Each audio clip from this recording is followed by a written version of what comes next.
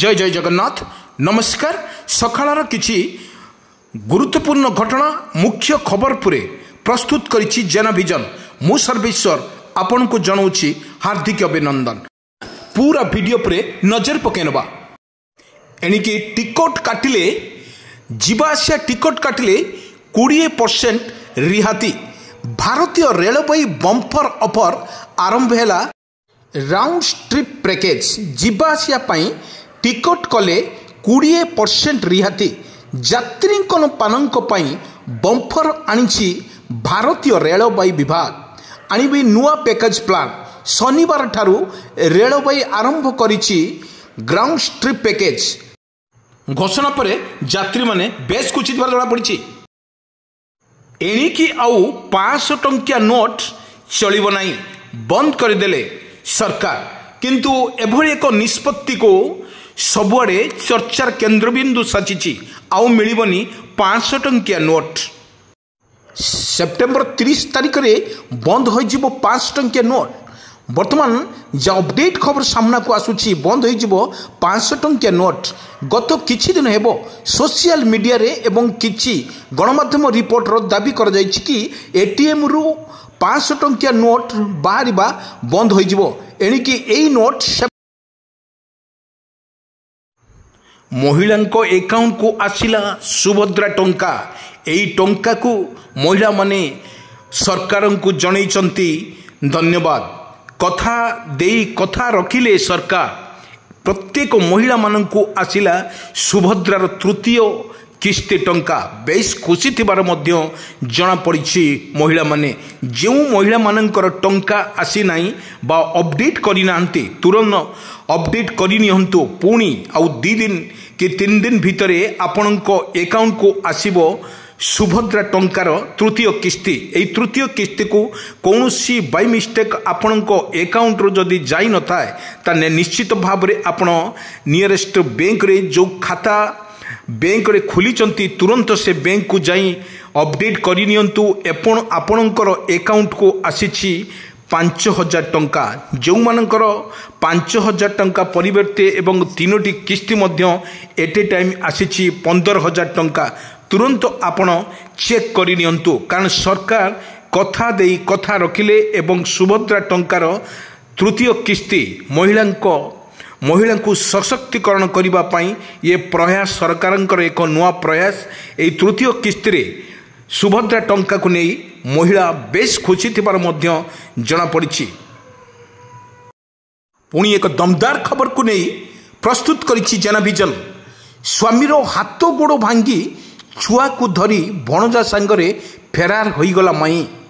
किंतु एभली एक अभावनीय घटना ये जो देखा जाइछि एक गजब लव स्टोरी। स्वामी आसिलानी पसंद भणजा प्रेम रे उबुडुब होउतबा माई शेष में निज स्वामीर गोड़ भांगी हाथ भांगीदेला परे निज छुआ को धरी भणजा सांगरे फेरार होईगला माई। बिहार एक मुसद्दनगर माई भणजांकर अलेखा प्रेम कहानी सामना को आसुची। माई भूली गला निजर स्वामी प्रेम को एवं भणजा प्रेम रे उबुटुब होई छुआ को धरी फेरार। पुणी 13 तारिख रे लघुचाप। यही लघुचाप रे सारा ओडिशा भिजिबो। वर्तमान जहाँ अपडेट खबर सामना को आसुची ओडिशा रे 13 तारिख रे लगातार भाव में लघुचाप सृष्टि होगा फल ओडिशार प्रत्येक जिले में लगी रहिबो तुहा को तुहा वर्षा सांग को वर्षा एवं बिजुली घड़घड़ी सहित वर्षा हबार मध्य संभावना अच्छी। आपको आकलन करिछि पाणीपाग विभाग। पुणी मन पकई दौचु 13 तारिख रे आसुची बड़ लघुचाप। यही लघुचाप को नहीं सरकार केते प्रस्तुत अछंती एवं सरकार वर्तमान जहाँ अपडेट खबर सामना को आसुची 13 तारिख रे एक भयंकर लघुचाप को नहीं सरकार केते प्रस्तुत अछंती आमे जो विजुअल माध्यम रे आपन को देखौछु। वर्तमान बंगोपसागर रे आगामी 13 तारिख रे लघुचाप सृष्टि एवं 14 तारिख रे प्रबल वर्षा को नहीं सतर्क सूचना जारी करिछि आंचलिक पाणीपाग विज्ञान केन्द्र। आमे पूर्व देखैथिलु किपरि भाव रे ओडिशा रे लागि रहितला वर्षा। तापरे वर्षार कमिगला परे पुणी एक 13 तारिखରେ ଲଘୁଚାପ ସୃଷ୍ଟିକୁ ନେଇ ବର୍ତ୍ତମାନ ଓଡ଼ିଶାରେ ଏକ ପ୍ରକାର ଭୟ ସୃଷ୍ଟି ହୋଇଛି। କିନ୍ତୁ ଏହି ଭୟକୁ ବର୍ତ୍ତମାନ ଦୂର କରିବା ପାଇଁ ସରକାର କେତେ ପ୍ରସ୍ତୁତ ଅଛନ୍ତି ଏବଂ ଲଘୁଚାପ ଜନିତ ବର୍ଷାରେ କିପରି ରହିବ ଓଡ଼ିଶାର ପ୍ରସ୍ତୁତି ଏବଂ ସେଥିପାଇଁ ଓଡ଼ିଶାର ପ୍ରତ୍ୟେକ ଜିଲ୍ଲାମାନଙ୍କରେ ଲାଗି ରହିବ ତୁହାକୁ ତୁହା ବର୍ଷା ସାଙ୍ଗକୁ ବିଜୁଳି ଘଡ଼ଘଡ଼ି ସହିତ ବର୍ଷା ଲାଗି ରହିବ ବୋଲି ଆକୁ ପୂର୍ବାନ କରିଛି ଆଞ୍ଚଳିକ ପାଣିପାଗ ବିଜ୍ଞାନ କେନ୍ଦ୍ର। ଆଞ୍ଚଳିକ ପାଣିପାଗ ବିଜ୍ଞାନ କେନ୍ଦ୍ର କହିବା ଅନୁଯାୟୀ 14ରେ ବର୍ଷାର ପରିମାଣ ବଢ଼ିବ ବୋଲି ଆକୁ ପୂର୍ବାନ କରିଛି ଆଞ୍ଚଳିକ ପାଣିପାଗ ବିଜ୍ଞାନ କେନ୍ଦ୍ର। ଆମେ କହି ରଖୁଛୁ ଆପଣମାନଙ୍କୁ ଏହି ସକାଳରେ ଯେଉଁଭଳି ଅପଡେଟ୍ ଖବର ସାମ୍ନାକୁ ନେଇଛୁ 13 ତାରିଖରେ ଲଘୁଚାପ ସୃଷ୍ଟି ହେଉଥିବା ବେଳେ ତୁହାକୁ ତୁହା ଓଡ଼ିଶା ଉପରେ ଏହାର ପ୍ରଭାବ ନିଶ୍ଚିତ ଭାବରେ ପଡ଼ିବ। ଆମେ ଯେଉଁ ଅପଡେଟ୍ ଖବର ସାମ୍ନାକୁ ନେଇଛୁ ଇଏ ମଧ୍ୟ ବର୍ଷା ମଧ୍ୟ ଓଡ଼ିଶାରେ ପ୍ରବଳ ବର୍ଷାକୁ ନେଇ ସତର୍କ। ପୁଣି କ୍ୟାପ୍ଟେନ୍ ହେବେ ସୁମନ ଗିଲ୍। ଏହି ସୁମନ ଗିଲ୍କୁ ନେଇ ସୋସିଆଲ ମିଡ଼ିଆରେ ବେଶ୍ ଭାଇରାଲ ହେଉଛି କାରଣ ସୁନ୍ଦର ଇନିଂସ ପରେ ସୁମନ ଗିଲ୍କୁ କ୍ୟାପ୍ଟେନ୍ କରିବା ପାଇଁ ସବୁଠି ମହଲରେ ଚର୍ଚ୍ଚା ହେଉଛି।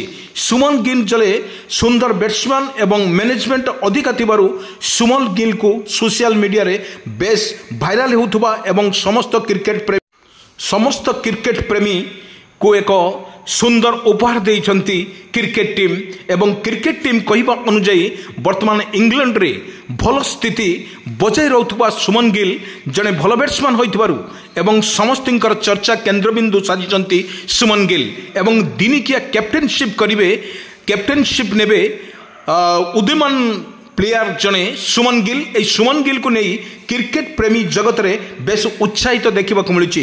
ସୁମନ ଗିଲ୍ଙ୍କର ଇଂଲଣ୍ଡ ଗସ୍ତରେ ଟେଷ୍ଟରେ ଦମଦାର ପ୍ରଦର୍ଶନ ଫଳରେ ସୁମନ ଗିଲ୍କୁ ସବୁ କ୍ରିକେଟ ପ୍ରେମୀ ଚାହୁଁଛନ୍ତି ଦିନିକିଆର କ୍ୟାପ୍ଟେନସିପ୍କୁ ନଜର ଆସିବା ପାଇଁ ଏବଂ ଏହି ନଜରକୁ ଦେଖିବା ପାଇଁ କ୍ରିକେଟ ପ୍ରେମୀ ବହୁତ ଅପେକ୍ଷା କରିଛନ୍ତି। ସୁମନ ପୁଣି ଏକ ଦମଦାର ଖବର, ବିରାଟ ରୋହିତଙ୍କ ବିନା ଏସିଆ କପ୍ ଆଉ ଏସିଆ କପ୍ରେ ନଜରକୁ ଆସିବେ ନାହିଁ ଦୁଇ କିଙ୍ଗ ବ୍ୟାଟ୍ସମ୍ୟାନ୍ ବିରାଟ ଏବଂ ରୋହିତ। ଲୋକମାନଙ୍କୁ ନିରାଶ କରିଛନ୍ତି ବା କ୍ରିକେଟ ପ୍ରେମୀକୁ ନିରାଶ କରିଛନ୍ତି ବିରାଟ କୋହଲି ଏବଂ ଏହି ବିରାଟ କୋହଲିଙ୍କ ବ୍ୟାଟ୍ସମ୍ୟାନ୍ର ଯାଦୁ ଆଉ କ୍ରିକେଟ ପ୍ରେମୀ ମଇଦାନରେ ଦେଖିପାରିବେ ନାହିଁ। ଏସିଆ କପ୍ରେ ଯେଉଁ ଲଗାତାର ଭାବରେ ଜାରି ରହିଥିଲା ଦୁଇ ଜଣ ଉଦୀୟମାନ କ୍ରିକେଟ ପ୍ଲେୟାର ବିରାଟ ଆଉ କିଙ୍ଗ ବିରାଟ କୋହଲି ଏବଂ ରୋହିତ ଶର୍ମା ଆଉ ଏସିଆ କପ୍ରେ ଖେଳିବେନି ଏବଂ ନଜରକୁ ଆସିବେ ନାହିଁ। ବର୍ତ୍ତମାନ ଯେଉଁ ଅପଡେଟ୍ ଖବର ସାମ୍ନାକୁ ଆସୁଛି ବିରାଟ ରୋହିତଙ୍କର ବିନା ଏସିଆ କପ୍ ବର୍ତ୍ତମାନ ଖେଳାଯିବ ପାଇଁ, କିନ୍ତୁ ଆକୁ ନିରାଶ କରିଛନ୍ତି ବିରାଟ କୋହଲି ଏବଂ ରୋହିତ ଶର୍ମା। ବର୍ତ୍ତମାନ ରୋହିତ ଏବଂ କୋହଲିଙ୍କ ବିନା ଏସିଆ କପ୍ ସେପ୍ଟେମ୍ବର 9କୁ ଆରମ୍ଭ ହେବ ଏସିଆ କପ୍। ବିରାଟ କୋହଲି ଏବଂ ରୋହିତ ଶର୍ମା ବିନା ଖେଳାଯିବ। ଭାରତୀୟ ଦଳ ଏହି ଟୁର୍ଣ୍ଣାମେଣ୍ଟରେ 10ରୁ ଅଭିଯାନ ଆରମ୍ଭ କରିବ।